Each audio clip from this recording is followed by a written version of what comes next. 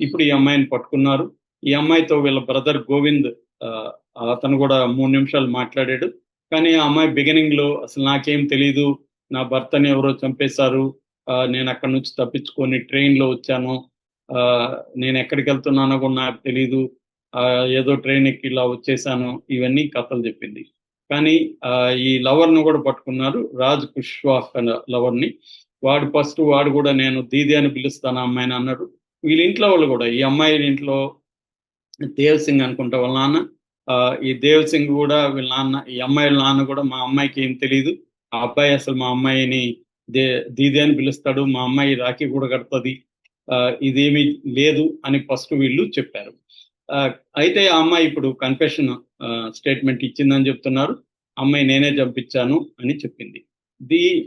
ఆ తర్వాత గోవింద్ అనే ఈ అబ్బాయి గూడా వాళ్ళ ఇంటికెళ్ళి ఎవరు ఈ అమ్మాయి వాళ్ళ హస్బెండ్ ఇంటికి రాజా ఆహ్, ఆహ్, రఘువంశీ వాళ్ళ ఇంటికెళ్ళి వాళ్ళ మదర్ ఉమాని పట్టుకొని ఏడుస్తున్న వీడియోలు గూడా బయటకొచ్చింది. ఆ అబ్బాయి గూడా మీడియాతో మాట్లాడాడు. ఇది మా చెల్లే చంపింది. వాడి కోసమే ఆ లవర్ కోసమే చంపింది మా చెల్లి. ఆ అమ్మాయిని ఉరి తీయాలి. నేను ఆ అమ్మాయిని ఉరి తీయించే వరకు నేను నిద్రపోను. ఎందుకంటే ఒక ఫ్యామిలీకి కొడుకు లేకుండా తల్లిదండ్రులు ఎంత బాధపడుతున్నారు. వాళ్ళ చెల్లెలు ఎంత ఏడుస్తుంది. ఒక బంగారు భవిష్యత్తుని నాశనం చేసింది నా చెల్లెలు. అతి క్రూయల్‌గా బిహేవ్ చేసింది. అతన్ని పెళ్ళే చేసుకోకుండా ఉండొచ్చు కదా! మా ఇంట్లో చెప్పుండొచ్చు. లేదా వీళ్ళ లవర్‌తో పారిపోయుండొచ్చు. పెళ్ళైనా కన్నా హస్బెండ్‌తో చెప్పుండొచ్చు. అప్పుడైనా హస్బెండు సరే నేను మాట్లాడతానని చెప్పి నిలబడి మాట్లాడి విడాకులు ఇచ్చి పెళ్లి చేసుండేవాడు. సో, ఇదంతా లేకుండా అతి క్రూయల్‌గా ఈ అమ్మాయి ఒక అబ్బాయిని చంపించడం నేను సహించలేనని అతను ఎంతో దుఃఖంతో ఏడుస్తూ మీడియాతో మాట్లాడాడు. ఇప్పుడు పోలీసులు ఈ అమ్మాయి కన్ఫెషన్‌ని బయటకు పెట్టారు. ఆ అమ్మాయి ఏం చెప్తుందంటే, ఆ అమ్మాయి వెర్షన్ ఏందంటే, నేను ఆ అబ్బాయిని ప్రేమించాను. ఈ రాజా ఆహ్, కుష్వాహ్ అనే అబ్బాయిని. అయితే ఆ అబ్బాయి మా కులం వాడు కాదు. పైగా పనిచేస్తాడు మా అకౌంటెంట్‌గా.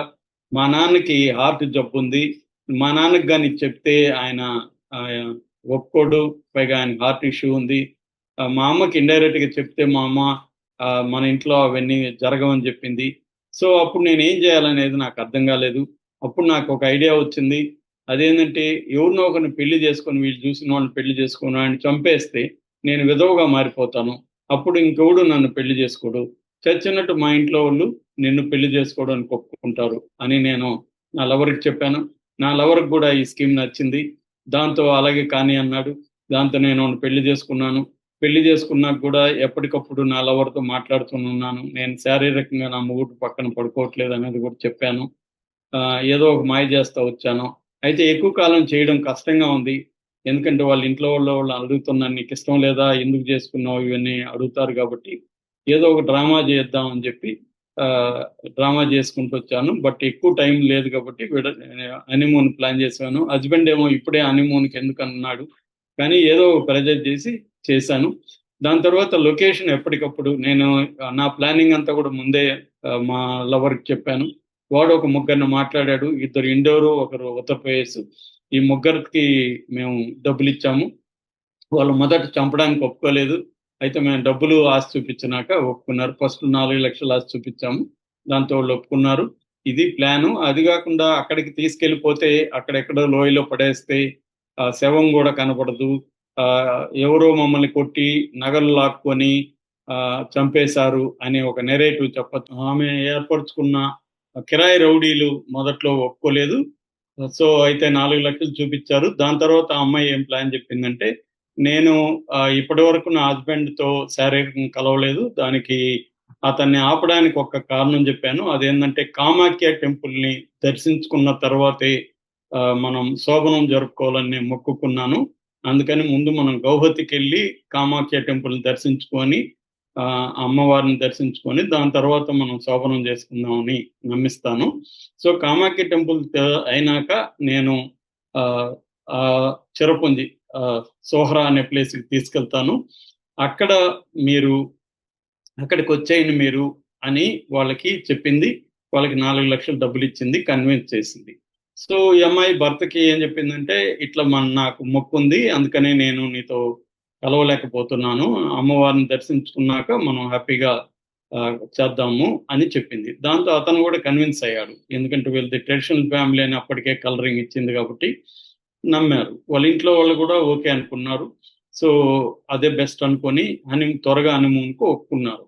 సో, ఆ అబ్బాయి 7 ఏళ్ళు నీతోనే ఉంటానని కూడా ప్రమాణం చేశారు. దాన్ని కూడా ఈ అమ్మాయి స్టేటస్‌లో పెట్టిందనేది కూడా అబ్బాయి వాళ్ళ అమ్మ చెప్తుంది. మొత్తానికి వీళ్ళని అలా తీసుకెళ్ళి నేను ఇందాక చెప్పినట్టుగా పైనుంచి వాళ్ళని ఈ అమ్మాయి తోసి చంపేసింది. తర్వాత ఇందాక చెప్పిన స్టోరీ ప్రకారం అమ్మాయి వెళ్ళి సరెండర్ అయిపోదాం అనుకునింది. కానీ ఈ టూరిస్ట్ గైడ్ ఆహ్, వల్ల మొత్తం ప్లాన్ చెడిపోయింది. టూరిస్ట్ గైడ్ గాని లేకపోతే ఈ అమ్మాయి అనుకున్నది కరెక్ట్‌గా నమ్మేసి ఉండేవాళ్ళేమో చెప్పలేం.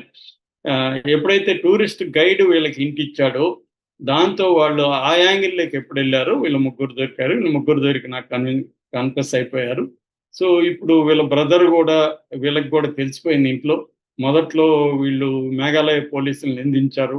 సీబీఐ కావాలన్నారు. కానీ ఇప్పుడు ఆ అమ్మాయే కన్ఫెస్ అయిపోయింది. ఆ కన్ఫెషన్ వీడియో గూడా వాళ్ళు పోలీసులు వీళ్ళకి చూపించారు. వీళ్ళ అమ్మ, నాన్నకి. సో, వీళ్ళిప్పుడు షాక్ అయ్యారు. తన కూతురు ఇంత దుర్మార్గురాలా, ఒక రాక్షసిని మనం పెంచామా? ఒక అన్యం పుణ్యం తెలియని ఒక అబ్బాయి ప్రాణం తీసిందా? అన్న షాక్‌లో వాళ్ళున్నారు. ఇంత ఇంత జరిగినా కూడా ఆహ్, అతని కర్మ దానికి అతని అంత్యక్రియలకి ప్రియుడితో కలిసి ఈ అమ్మాయి వెళ్ళిందంటే ఎంతకు తెగించిందనేది కూడా ఇవాళ అనుకుంటున్నాను. అయితే దీంట్లో నేను ఇంకొక యాంగిల్ చెప్పదలుచుకున్నా. అదేంటంటే ఇది కంప్లీట్‌గా అమ్మాయి తప్పు, అమ్మాయి దుర్మార్గురాలు, అమ్మాయి మెంటల్ స్టెబిలిటీ బాలేదు ఇలాగే చెప్పేయడం ఈజీ నిజానికి. కానీ ఇది అంతకంటే పెద్ద సమస్య. ఇవాళ తల్లిదండ్రులు ఏం చేస్తున్నారు పిల్లలకి వాళ్ళకి ఫ్రీడమ్ ఇవ్వట్లేదు. వాళ్ళ ఎంచుకునే అంటే కొంతమంది ఇస్తున్నారు అందరూ గాదు. కానీ ఇంకా ఎక్కువ పరువు హత్యలు విపరీతంగా జరుగుతున్నాయి.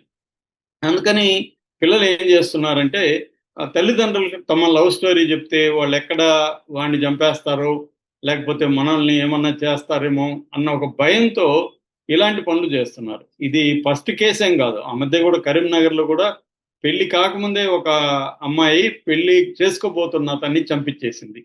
అతను ఇంట్లో ఉంటే ఫోను చేసింది. సిగ్నల్ బయట సరిగ్గా లేదు బయటికి రా అని చెప్పింది. గోముగా మాట్లాడుతుంటే మనోడు బయటకొచ్చి మాట్లాడుతున్నాడు. సడెన్‌గా ఇద్దరొచ్చి కత్తితో పొడిచి చంపేసి వెళ్ళిపోయారు. ఇది కూడా అలాంటి కేసే. సో, ఇలాగ జరుగుతున్నాయి ఈ మధ్య. దీనికి ఒక కారణం ఏందంటే తల్లిదండ్రులు కూడా.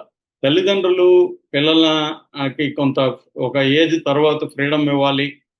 వాళ్ళ ఎవరిని ప్రేమిస్తున్నారో చూసుకోవాలి. వాళ్ళకి కౌన్సెలింగ్ ఇవ్వచ్చు. నీ అభిప్రాయం చెప్పొచ్చు. కానీ వాళ్ళు కన్విన్స్ కానప్పుడు వాళ్ళ ఫేట్‌కి వాళ్ళని వదిలేయాలి. నీకది నచ్చకపోయినా వాళ్ళకి నీకిష్టం వచ్చిన వాళ్ళని పెళ్లి చేసుకో అని చెప్పి ఫ్రీడమ్ ఇవ్వాలి.